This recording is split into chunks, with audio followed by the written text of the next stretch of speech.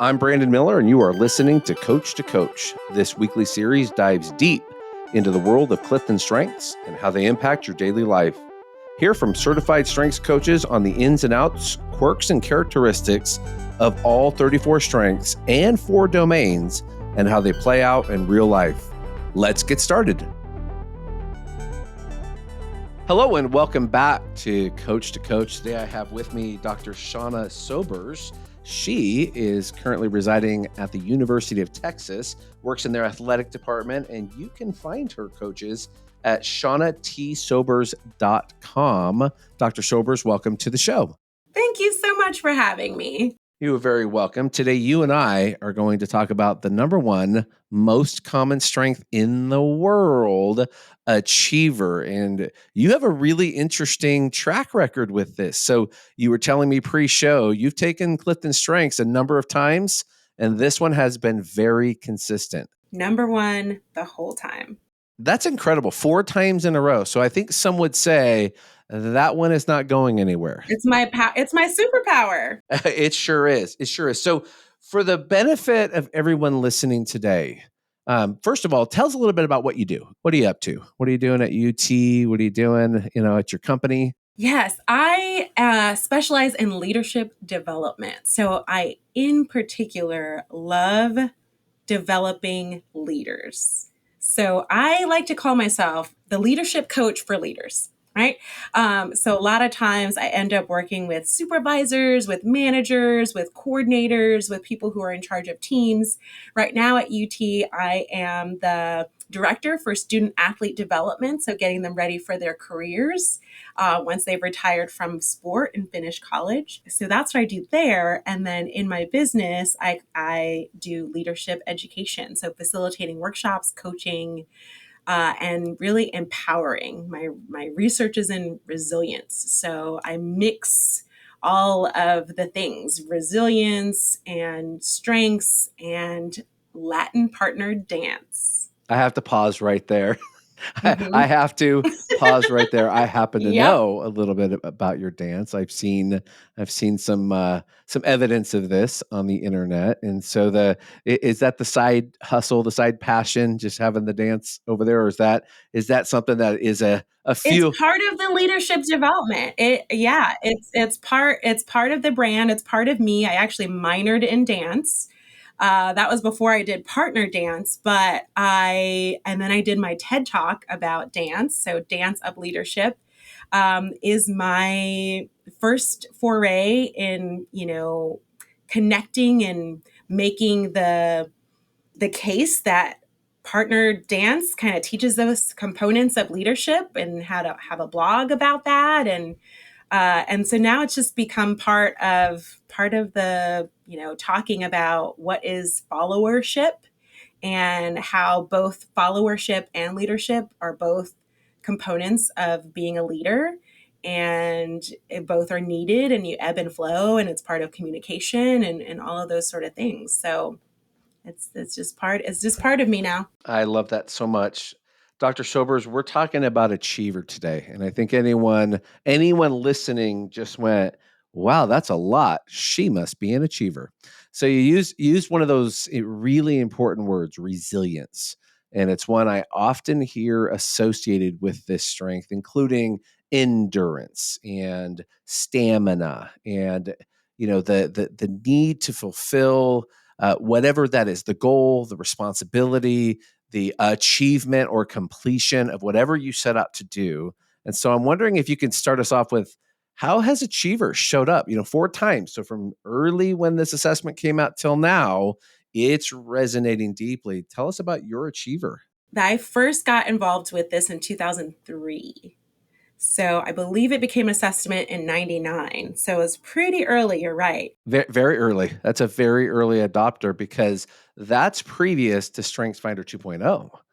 So you were back at Now Discover Your Strength. So First Break All the Rules had come out, I think, 99. Now Discover Your Strength a little bit later. So you're on the very early wave of the strengths-based global shift. I was around the Strengths Quest time. So Strengths Quest was co-authored by Chip Anderson, Edward Chip Anderson. That was my faculty member. That was the person who trained me. So, come to find out that that was one of the voices that John Clifton listened to in regards to, hey, you should, do something with this new thing, the internet. I was like, you should maybe use this technology and this tool. But okay, to answer your question, how does Achiever show up for me? Those coaches out there might be curious to know what my other talents are, because that definitely influences and informs, how my Achiever shows up. So right now it's Achiever, learner, harmony, significance, and intellection. But then to continue out, and I have it up here on my wall, is input, discipline, focus, relator, right? So, how it shows up for me, because I like to remind people that not all achievers make to do lists in the same way. They don't always write to do lists, they might have the to do list in their head. And I will also say there's a reason why in the description of Achiever, it talks about the whisper of discontent. And that is really prominent in my understanding of Achiever, is that whisper of discontent. And I will call my friends and just be like, oh, I'm in the whisper of discontent. And they're like, what are you talking about? And I'm just like, it's really about that moment when I've achieved something and everyone else around me would probably react in the way that's like, I'm excited, I'm thankful that this is done, and yay. And I'm like sad and disappointed and feeling like something's missing or something's gone. Like I've gone into grieving because now I don't have the thing that I've been like spinning my wheels doing. My energizer bunny is like sad. So that's kind of how it manifests for me, is paying attention to not only what I have written down, but what are the thoughts in my head of what I should be producing and getting done. And largely that's significance, right? So learner, I'm doing a lot of things across a lot of different things, right? Harmony, I'm going to be collaborating with multiple different industries, and then, learning about this. I get excited to learn about new industries, and then I get excited to figure out how to get them to work together. So I definitely think that's influenced by that Achiever, right? I make friends by working hard with them. Significance, I'm going to always look for the thing that is of significance, that's going to leave a legacy, that's going to leave an impact. I'm constantly leaving jobs with manuals being created. Like that tends to be the breadcrumbs of Dr. Sobers, is, leaving a manual that's like, this is how, we do that. And that's my discipline showing up, right? That's right. That's right. Everything I hear, it's interesting because it's Yes, fueling absolutely. that achiever drive, that motor. And I want to come back to the whisper of discontent because I'm a number two achiever, and it's so deep and so abiding in the being of so many people we will coach. So if you're listening today and you're a strengths coach, you will probably coach more achievers than any other strength. This is a strength that will come up, and it's almost in some cases a flyover. Oh yeah. You like to work hard. Yeah, you like to be productive. Yeah, you like to get things. You like to set pace. And what Dr. Sobers just called out was something that, as a coach, or if you are internal and you work as a leader of a team and you work with achievers, it's very important to know that whisper of discontent, I call it the peak and the valley of an achiever. Because when achiever accomplishes, it has its moment of celebration, but it's a moment because an achiever immediately clicks into what's next. And if there isn't a clear and present what's next, it's, oh my gosh, what do I do now? Where's my worth? Where's my value? Where's my next mountain to climb? And there is some importance to coaching there, because taking time to celebrate, taking time to rest, taking time to reset is, in some cases for achiever, that's a learned behavior. That's a learned behavior to go, oh, it's okay. It's okay for me to pause. That feels so not achiever of me. It feels so, not achiever. And And what's interesting about that too is resting looks different.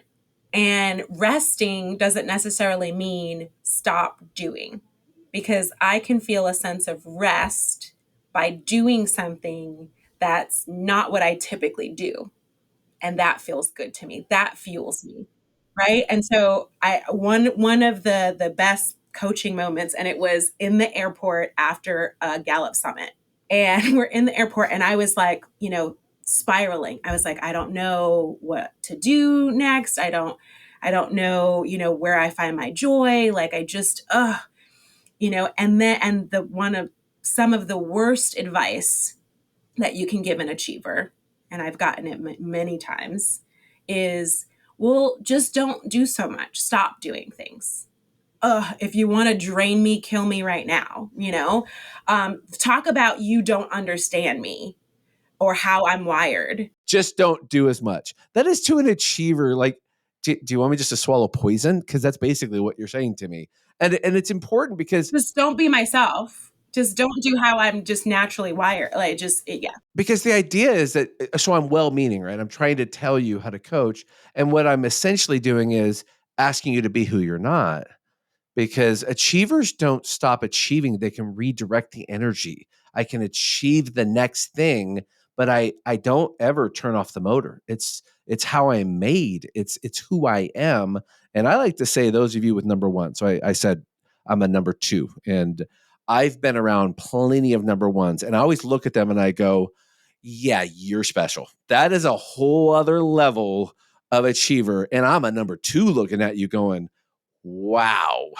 Wow. And it's so impressive what you can accomplish. And I believe there's a space and a place for you, that you are to do things at a level that many of us look at and go, how's that possible in a life? How's that possible? And to go, because that's them. That's authentic. So, Dr. Sobers, if you were coaching you in the airport that day, or maybe the coaching session went this way, how would you coach you? Tell us what happened with that story. Yeah, this is what I loved about that moment, and it stays with me to this day. So I definitely wanted to make sure to share it here. And I was talking, and I need to look back in my journals to find out the name of this coach who gave me this advice. But essentially, he was like, I don't know that it's about you stopping or taking away the doing. He was like, I think it's about looking at what you're doing and like whether or not it's filling you up. And I was like, what? And so he was just he was like, the things that you're doing, even though you're doing a lot, aren't fueling you. And so it's not about taking things away. It's about, what do you like replace them with, or what do you do that is going to have more impact? Because achiever is all about efficiency and productivity. And, if you can then add intentionality and purpose to that, oh man. And so that was the thing. It was like, not doing for the sake of doing. No. An achiever tends not to do things that other people want them to do. It has to come from them. They decide this is what's on the list. And so that's why I said, people talk about the list, but know that the list doesn't always have to be tangible. I can have my list, and then my whisper of discontent will come because I had one other thing that wasn't written down, that I had in my head, that I had in my mind's eye, that this is what I was going to accomplish. And even if I've accomplished a million other things that everyone else was like, this is amazing. And I'm like, yeah, it's amazing. But I was like, but I didn't do this. And once I realized that that was the thing that was causing that, then that helped me learn how to manage it, learn how to name it, how to call it out, and to then honor it. So now I've named my achiever. This was the way that I coach. I've named my achiever, so that when she rears her ugly head, and no, her head is beautiful. But when I was going to she, say, her head doesn't look ugly. no, it's not. It's not. She's fabulous. And I was like, but when she is coming on too strong, I can acknowledge her. I can recognize her. I can affirm her and say, you know what? Thank you. I know what you're doing. I know why you're here. I appreciate you and you do so much for me. And I just need you to take a time out right now while I focus on let's bring up harmony for a little bit. Let's bring up intellections usually where I go for like mindfulness. And so then that's definitely looking at, strengths and well-being. What does that look like? And I'll do an assessment of, okay, if I read for you the 5 elements of well-being, so physical, career, financial, social, community. If you like read for you each of those descriptions and I tell you to rate 1 to 10, 1 to 5, whatever the Likert scale is, rate that for me where you feel you are right now. And then be able to say, okay, what's the thing that's going to get yourself to be where you want to be, where you see yourself, those sort of things. And if that calls for one of your other talents to come up and to take more of a forefront, then that's where the focus is. And so for me, a lot of times it's the achiever comes in and is taking on such a primary role that the other ones can't even get, an edge in. And so if I can then pause for a minute and give myself space to, it's usually intellection that needs some room to think, to journal, to, if I'm like so busy with stuff that I can't even sit, pause, journal, meditate, yoga, dance, that's where that physical comes in. That's where that additional things that I'm passionate about. So I'm still doing to the point of that coach, but I've shifted the focus of where that doing happens. And so it could just be coloring and that mindfulness of color. I'm still being productive. I'm getting something quote unquote done, but it's shifted in where the focus is. And a lot of the times, the thing that achiever struggles with is relationships, right? We know this. And so a lot of times what I'll hear from my family and friends is like, you work too hard, you work too much. You're a workaholic, right? So even from family and friends, and it's like, okay. And one of my friends said, no, no, no, no, I'm a recovering workaholic. And so I have to educate them and myself about what does that mean when you're saying that and whose perspective are you saying that from? You're saying if you were to do what I'm doing, you would get burnt out, but that doesn't mean that I am. And then you're also saying, I want your focused attention. So now I have to shift how I manage that to-do list. And so I put on my goal sheet, making time for family, spending time with family. So now when I'm on the vacation or I'm that, so I'm like, okay, once a week, I'm going to make time for fam. But that doesn't look like, because I know this happens with achievers, I've heard it. That doesn't look like, oh, I'm sitting with fam and watching a movie, but then also I have my phone or laptop up because I can get other things done too. Because that to them doesn't feel good. And so then now I bring in love languages. I'm like, okay, so quality time, acts of service. Typically, achiever is going to be, what are you doing for me? What have you done for me? Have you heard me enough to do something for me that I wanted or am anticipating your need? But how does that person feel love? And it's you completely, focused in one dimensional. And so you have to recalibrate what is efficiency, what is productivity based on the goal that you've set, the purpose of this relationship. You are saying some things with your achiever that I'm really hoping listeners that you're picking up because Dr. Sobers is giving you the journey through the landscape of an achiever's thought process.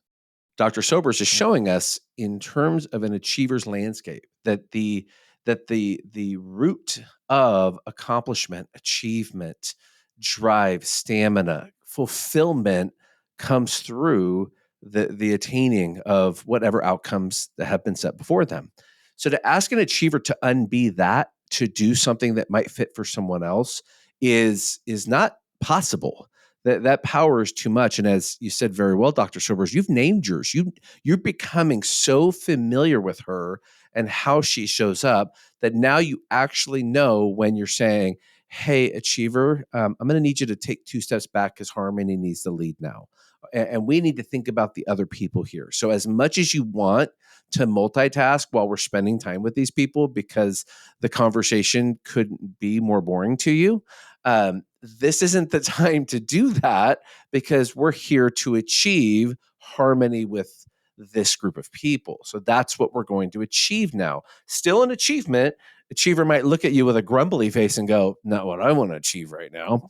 But nevertheless, what she just taught us, and I can say for many of us, learning how to leverage other strengths to manage the super dominant. All of us have them. All of us have what are called core strengths. They're genetically coded. They've been fueled from birth and they will never change. They have the highest recurrence of patterns, and we can learn to manage them, course correct them, help guide them to optimal outcomes, but we cannot change them. You can't unbe them. They're too deep, too lodged in. And Dr. Sobers, it sounds like you've come to terms with yours. You have a name for her. Do you want to know the name? I've been waiting to know the name of your achiever.